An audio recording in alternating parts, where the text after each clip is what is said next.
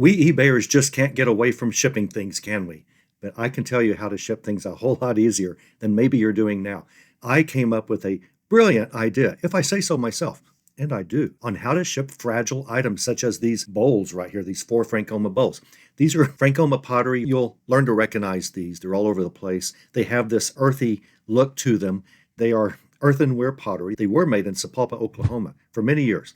Famous factory. They closed down about 15, 20 years ago, Frankoma Pottery. But you'll see this stuff in all sorts of colors, but it's always got that brownish tone inside whatever color that you're looking at. But it's pottery. It's heavy pottery. They sell bowls. They sell everything. Anything that can be made out of pottery, Frankoma Pottery sells them. Now, if you're shipping things such as pottery or glass items or anything very fragile, the heavier the item, the harder it is to guarantee you're going to get it there without it breaking. Very lightweight items, they just sort of float in your bubble wrap. They're not a big deal. So if you have a small Waterford crystal piece that's thin, might be worth $300, but it's very thin and lightweight, and you can just wrap that in paper and then light bubble wrap. You're done. It's not heavy. It's these heavy items that move around a lot and that break each other whenever they hit in the box if you haven't wrapped them properly. The best way to ship glass, ceramic, these types of items, especially if they're heavy, is to wrap each one in its own box. So you bubble wrap it,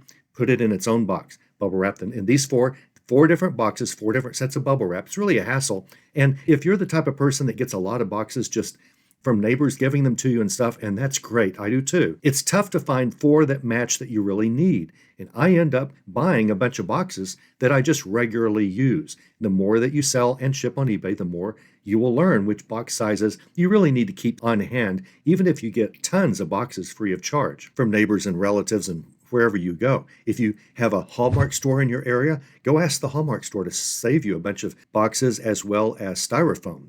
They're really good about having things like that. But if you really want to ensure that you get heavy glass, ceramic, pottery, things like that items to your buyer, you have to ship them individually in boxes individually, and then put, in this case, all 4 boxes inside a larger box that you bubble wrap or styrofoam something around them so there's a little room between the outer box and these 4 inner boxes. Packing peanuts aren't great. They move around during shipment. If you really bang them down and make sure that they're as tight as they can be, they'll still move a little bit, but they might be okay. But in general, probably don't worry about buying a bunch of packing peanuts. If someone gives you a sack that they didn't use, take it. You can use those packing peanuts, but they're not the best. Well, it gets expensive to start buying a box for every inner box that you have as well as every outer box that you need. I found a great solution for just about anything glass, pottery, anything heavy, and that is this corrugated paper. Let me show it to you. It's this stuff, and I've just got 2 rolls. I think this one is 6 inches wide, and I know this one is 12 inches wide. So I've just got 6 and 12, and I buy them in bulk, several rolls at a time, so that I get as cheap a price as possible. Now, this corrugated paper can substitute for your inner boxes, and it's so much easier to get exactly right. It's so much cheaper to buy a big roll of corrugated cardboard than it is to buy that many boxes, and it's just a better fit, as you're about to see. You're really going to like this tip. If you don't mind buying this corrugated cardboard, you really should have some on hand. For exactly what I'm showing, I'm going to show you the best way to wrap heavy, fragile glass items. It's really unbelievable. Trust me, I know what I'm doing. First, use big bubble wrap. That's bubble wrap that's about 3/4 of an inch or 1 inch per bubble. So make sure you've got big bubble wrap on hand at all times. You don't need much of this. I'd say just really about 1 layer. So what you do is you wrap it over, fold it over, get just enough to wrap it up, and then you got 1 layer around it. Just 1 layer. Don't do boom, boom, boom, 3 or 4 layers of this stuff. Then what you're going to do is take this side and bring it down, and this side and tape it to the other side, and this side and tape it to the other side, because what happens on this, the top edge, if you don't wrap, hard for me to explain this, but if you don't take some of this wrapping and wrap it over both sides of the bottom as well as the top, and remember, you're going to have several points of wrapping. So you're going to wrap it once and once. Let's go back here. What I do is take a corner and I take a corner and I tape those down. But then I've got this big thing sticking out here that I can then tape over the front. And then you take this whole side and bring it over and tape it. And now we've got 3 places that we can wrap on both sides, on either side, 1 on one side and 2 on the other. Whichever side has the most bubble wrap, I would put the 1 on it whenever you're done. And then whatever side, which is usually the edge, usually where the rim of a bowl is, that side usually is what needs to have the other 2. And you have protected it very nicely. There are people that say, well, this still is unprotected. It is, but it's going to be fine inside your corrugated paper. And this wrap over of these 2 triangle areas are going to protect that plenty. Then what you do is you put it on your corrugated cardboard, and then I would take this end, wrap it over, and tape it once using packing tape. You just put packing tape right here now. We've started using a lot of brown packing tape. Instead of this clear stuff, which most of us use clear packing tape, sometimes on these types of items, it's nice to use brown packing tape. I didn't use, I should have, and it's best to do this. I find that the price isn't greatly different between clear and brown, and what happens when you start really taping all of these types of items, your buyer can see exactly where the tape is, and it helps your buyer unpack things a little more safely because they can cut just the tape and get things open without really harming anything inside or without pulling and going, where is the tape? What am I looking at?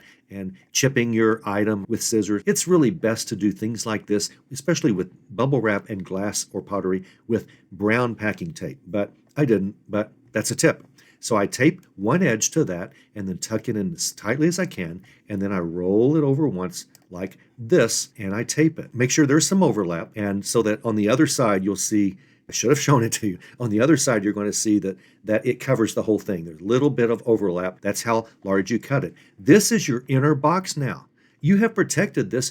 This is wonderful. As a matter of fact, in now the 2 years that I've done this trick, why I didn't tell you earlier, please forgive me. This is a big one. This is really great. You're going to save so much money on inner boxes and your items will arrive safely. They will arrive. I've never had a problem if you do exactly what I say here. Now, the ends, this pottery was probably about 7 inches in diameter and there's a gap on each side. And that's fine, but what I then do is I break off a little piece of styrofoam and tape each end. And that way, it doesn't really move back and forth and it doesn't come out of the corrugated paper, which it won't in your box, but this just keeps it even safer. This is your inner box, and it's a lot less money than if you bought a bunch of inner boxes. Now, in my case here, I ended up with 4. Notice they're all taped. They all have little styrofoam here, a chunk of styrofoam that I just broke off and taped in on either end. And this is as good as you're going to get. You can overdo this and do more, but why would you? This is heavy pottery that's hard to ship. It's no longer hard to ship. You put these 4 items in a large box. There it is.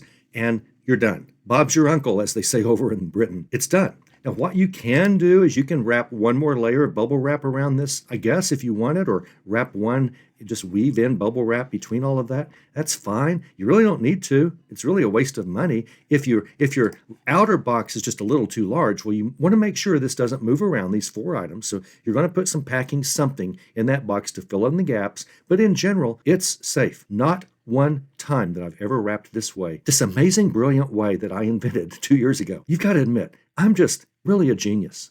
Never once has any item arrived damaged. Never once. I have 4 inner boxes and I didn't spend nearly as much for inner boxes as I would if they were actually inner boxes. The other advantage is usually if you have a bunch of smaller inner boxes, they don't quite fit.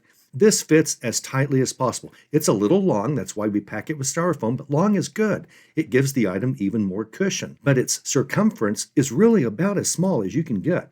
And you can pack as many of these as you need to into the outer box, which in my case were 4 of these Frankoma Pottery items. And then you just weigh it, slap on a label, and just mail it. This is the way you should always wrap and ship heavy glass pottery fragile items. This is the way. You'll save money, you'll make sure your stuff gets there, and it's the way to go. Now, okay, Greg, well, what if I can't afford this? I've got to buy corrugated paper, I'm already paying for tape, and I've got to have an outer box, and I can't afford to do all this. I don't have enough profit to do inner boxes. Well, you shouldn't be sourcing heavy items that you can't profit by having inner boxes. That's part of the cost of doing business. If you sell heavy glassware, heavy pottery, you have to be able to pay low enough to be able to get the items there. Now, your buyer always pays shipping if you do things the way you should and charge calculated shipping, as I've shown you. over and over and over on this channel. So your buyer's paying for shipping. You can add a small handling fee